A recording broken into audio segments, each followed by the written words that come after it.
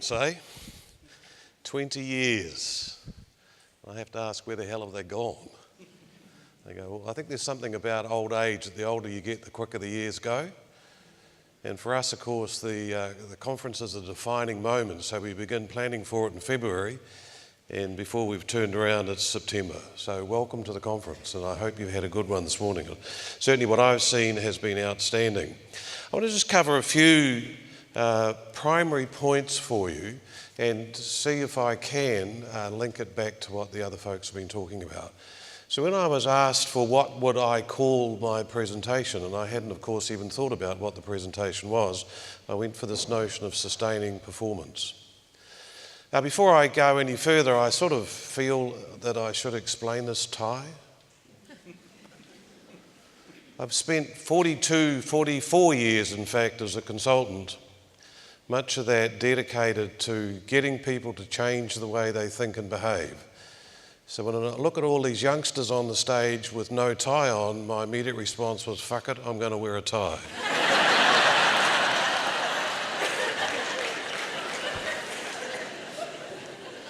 And any of you with grey hair like me know if you hang on to them for long enough, they come back in fashion again. So don't throw them away.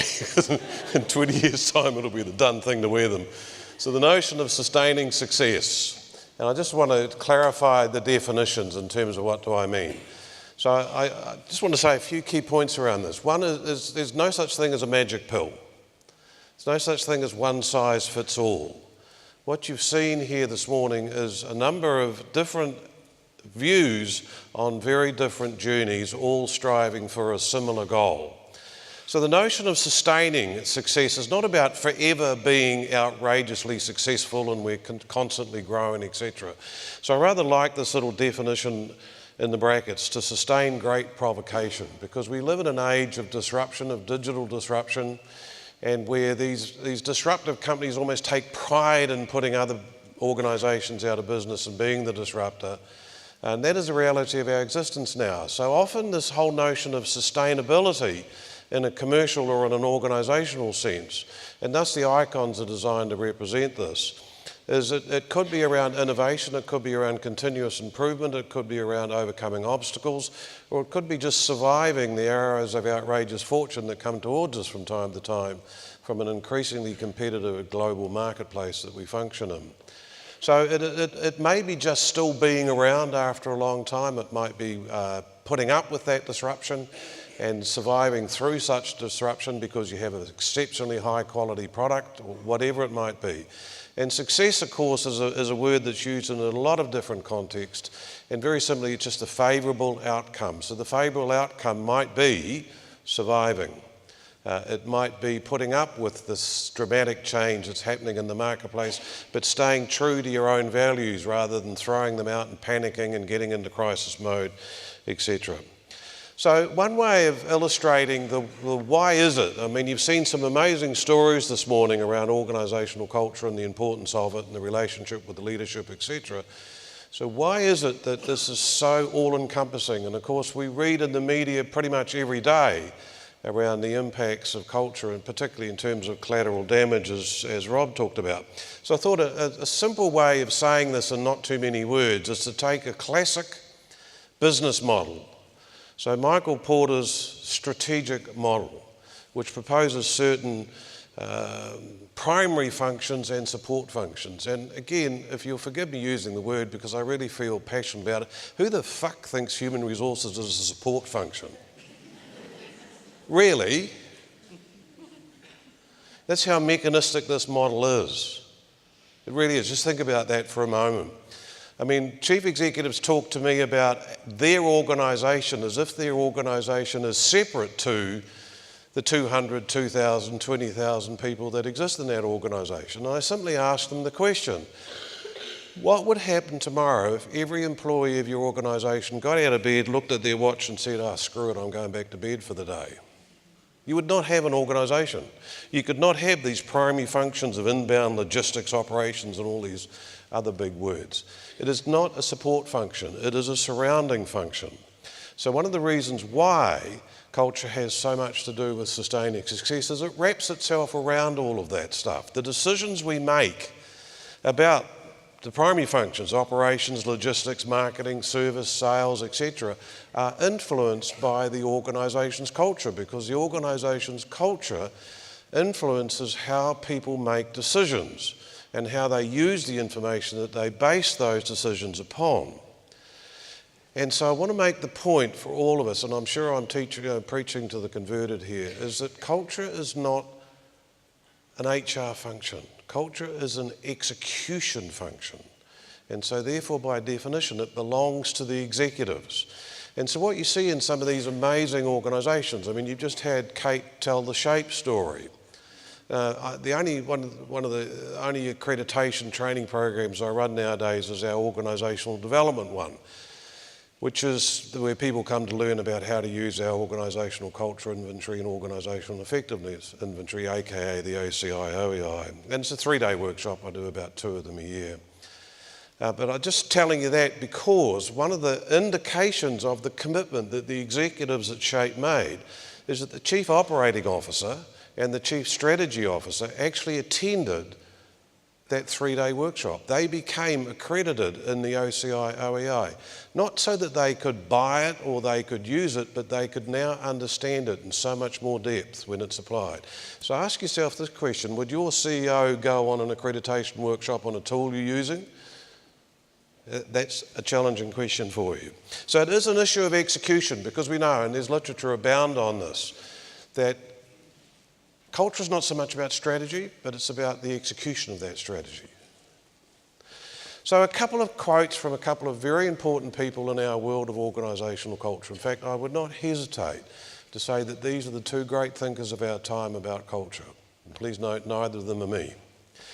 This is Edgar Schein. You've read his books on leadership and culture, Professor Emeritus from MIT, etc. If you do not manage culture, then culture will manage you. And you may not even be aware of the extent to which this is happening.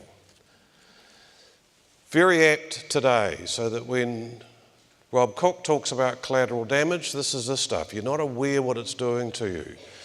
And so I've talked to many an organisation who's in the media at the moment over the years about the need to look at their culture, and it's like not doing. If you do not manage culture, culture will manage you, and you may not even be aware of the extent to which this is happening. I really want to say the other key thinker is the guy that you just listened to this morning, Dr. Robert Cook. And the biggest obstacle, he said some years ago, to changing an organisation's culture is the organisation's culture. Because it so influences the way we do things. So if we have an aggressive defensive culture, we are going to have a new culture by tomorrow. Because that's the way we do things around here. Right? Or maybe, gosh, we do need to change our culture, but if we hold our breath for long enough, it might go away. The passive defensive culture. So it's quite true. I mean, we see this in organisations handle culture change the way their culture dictates they will handle anything, including culture change. And without any criticism at all, in fact, with great pride and respect, the reference Rebecca's presentation. So here she was moving down the track with changes in the culture, changes in the climate, all very exciting, and then, oh my God, it goes backwards. And as she said, a very important phrase from her presentation is, it takes courage and commitment to change culture. 2 very important words. So a question for you to think about as I move forward. Does your current culture help or hinder your organisation's ability to effectively achieve its goals? We don't talk about a good culture, a bad culture. We talk about a constructive or a defensive culture. But as Shakespeare said in the Hamlet, nothing is neither good nor bad, simply what men make of it. Excuse the mean reference, but it was the 1600s, right? And so it's not a judgment exercise. It's in what way does our culture help us improve our performance, and in what way does our culture hinder us in improving our performance? And as you've seen with Rob talking about collateral damage, to what extent does our culture not only hinder us, but take us down a particular path, which we may have unintended consequences from as we move forward? So sustaining success, how? So how does this culture thing have so much influence on the way in which the organisation functions and wraps itself around the typical business models that we use out there? And the first aspect of that is integration. So you heard a fantastic presentation from a fantastic consultant, Corinne Cantor. So she talked about the importance of teams. And note, please, that she talked about the team functions within a system. And as a consultant since 1974, God forbid that's actually now 44 years, I've seen millions and millions of dollars spent in team development, but 5/8 of fuck all spent in inter-unit coordination. Think about that for a moment. Right? So we do all of this team building and team development. We build these very strong teams, but here we're building this team here, and here we're building this team here, and so on and so forth. But we're not actually taking much cognizance of how this team interacts with that team or this team and how they interact with us. That's the key to the system. And as Corinne talked about, the conversation that matters, often part of that conversation is between those teams. And that's the notion of integration in systems perspective in an organisation. So it's pulling everything together, to put it very bluntly, so that the left hand knows what the right hand is doing. So the moment an executive says to me, one of our issues is silo mentality or silos, whichever way they wish to refer to that, by definition they are talking about a lack of integration. Just to play on words, the opposite of integration is disintegration. So in fact, if you don't have integration, you have a disintegrated organisation. And the risks of that are obvious when it comes to service, quality, end product, and all these things that happen by the time it gets out to you and I as a customer. So your culture either fosters or inhibits this integration throughout the organisation. And again, that's substantively written up in various texts. The second is adaptation. And by the way, the notion of integration and adaptation probably form the two largest or most common reasons why organisations undertake culture change. Is that we have these silos and we need to get people working together, or because of the disruption in the marketplace or digital disruption or shifts in expectations of government organisations, whether they're local, state or federal, we need to change. We need to be able to adapt better to what's going on in our external environment. So once again, your culture either helps or hinders. So it helps by creating creative and unique thinking. So this is one of the items in self-actualising in the culture inventory, is think in unique and independent ways. Might not look particularly unique, but actually in this context it is, all right? So do we encourage people to think in unique and independent ways, or do we encourage them to not rock the boat and just get on with it? The constructive versus the passive. Do we encourage people to think creatively, to come up with ideas? And this goes beyond, I have to say, this goes beyond simple interventions like design thinking training, which is great fan of design thinking, but that doesn't change the culture of the organisation. It might change the way individuals think about certain aspects of the innovation process, but unless the culture supports that innovation, it's going to have a spike effect and then slowly decline in terms of impact on the organisation. So does your organisation encourage this think differently, create different ways of thinking about things, look at things from different aspects, which means, of course, a lot of the aggressive defensive pressure has to come off the organisation. We want everything by lunchtime tomorrow kind of thing, because it takes time. As the old expression says, good things take time. And we are in a very fast-paced world at the moment, which is not necessarily good for us. I mean, how many of us read these articles about somebody who goes offline for a few days and thinks, oh my God, that would be tremendous, and then they check their emails on their cell phone? We've become overwhelmed by instant information. We have to be careful how we manage that. Or in fact, does the organisation hinder the ability of the organisation to adapt and the ability for people to think creatively and innovatively? So is the emphasis more upon maintaining the status quo, not recognising changes in the marketplace, etc. And I have to say that all of the, again, coming back to my original comment around the first slide with the definitions, there's no such thing as a magic pill. Right? Culture is not something that operates in a vacuum. So there is an assumption that you have reasonable funding to be able to do what you need to do. There is an assumption that you have a product or a service that people kind of want, preferably even need. And so you have a business model around that, and you have strategies to execute around that. And this is where now culture kicks in and starts to make the difference.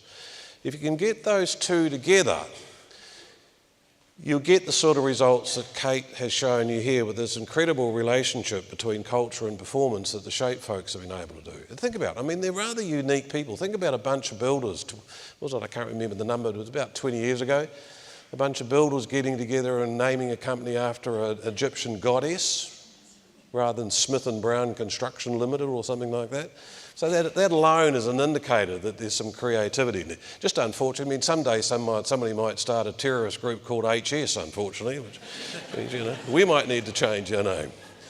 So if you can put the two together, if your organisation fosters integration and fosters adaptation, it goes a long way to helping you with performance.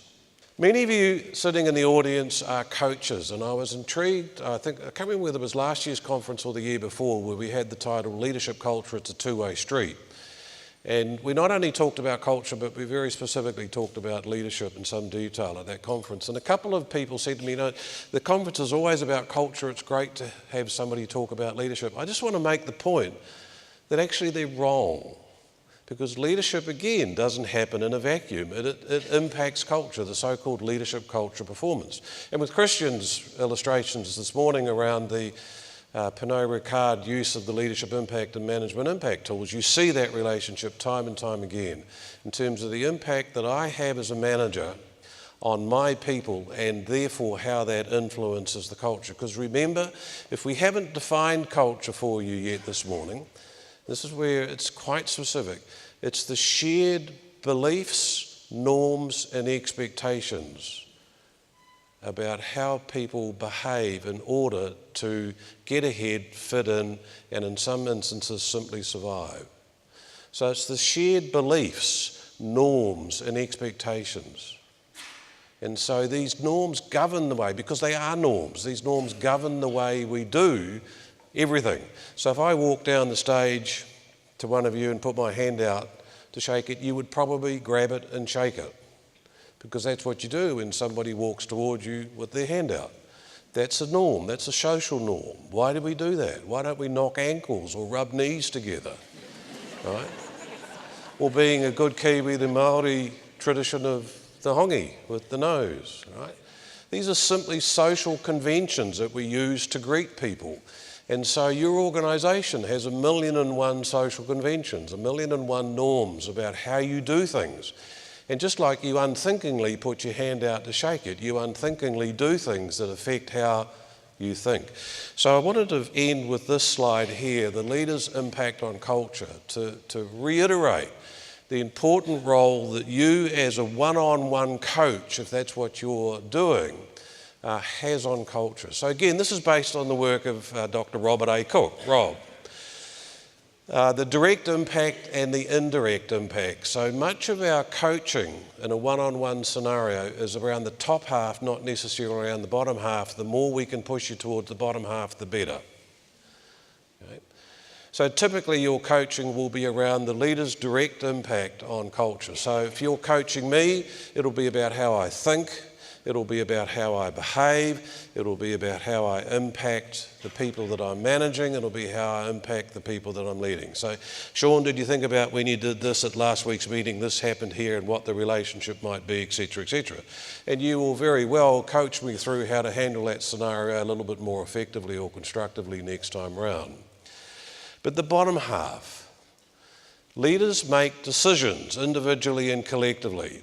And those decisions are around structures, systems, technologies, and skills qualities, around the communication process, around the job design, around the HR goal setting and reinforcement systems, and around the structures. And anybody who's familiar with the OCI, OEI will recognise those straight away. But I'll give you an illustration. Since Rob and, I don't know whether you've been introduced, has anybody introduced Janet? You have, Dr. Janet Zumel, a noted academic in her own right. We had these two here, so we took the opportunity to have a look at a major consulting assignment we're in at the moment in the data. And much of the conversation we had was about the impact of the organisation structure on that culture. How a centralisation of decision-making and a centralisation of authority and a move away from a country structure to a global structure, it's a global, impacts on the culture. So we know it's as true as the day is long.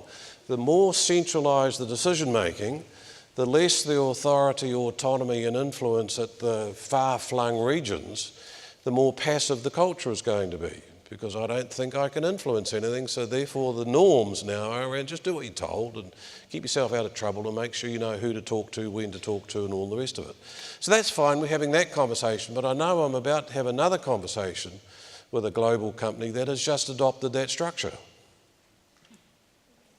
No doubt some consulting group has come in somewhere and told them it's a great, possibly a bunch of efficiency experts, have come in and told them that that's going to be a fantastic structure, but I know the conversation is going to be right. So how do we survive that damn structure and not end up with a very passive culture as a consequence of it? And so in your coaching, get your candidates, get your coachees to think about how they structure the organisation, how they use authority, how they delegate authority, how influence works throughout the organisation, because that has as much impact on my organisation, the decisions I make about structure, as it does in terms of, you know, whether I use the F word too much in a meeting and scare the hell out of people or whatever. Likewise around job design, autonomy. You know, we limit or we help people create excellence through giving them or taking autonomy away at the individual job level. So these decisions, I mean, I know of a company here in Sydney, a large Australian company, who has increased their engagement score by 50% simply by focusing on creating high levels of autonomy throughout the manufacturing process and at all levels in that organisation. It has that sort of impact. So just come back to the point of this, is as you're coaching your individual one-on-one or even if you're working with groups, keep in mind that it's not just me as a leader that you coach. See if you can coach me as a leader in terms of how I think about, well, I want to centralise all the decision-making because that's just going to be so much easier to manage. Yeah, but what's the impact likely to be on the culture? So start to see, if you're not on top of it, and surely you are, the relationship between these kinds of things, the things leaders do, the decisions leaders make, and the impact that has on the way people believe they are expected to behave throughout the organisation. So that's it for me. I want to take the opportunity before DB comes on to say thank you very much for coming. We've been doing this for 20 years. It's the age-old adage, we can't do it without you. I mean, if you stop coming, we'd stop running a conference. Simple as that. We have a number of people who are involved with the client organisations that are being represented up here, so thank you very much to them. And I do think it's a great opportunity for you to see that you're not alone in this process, that you can make this process happen, but it ain't easy. And I wish you all the very best in your efforts. Thank you.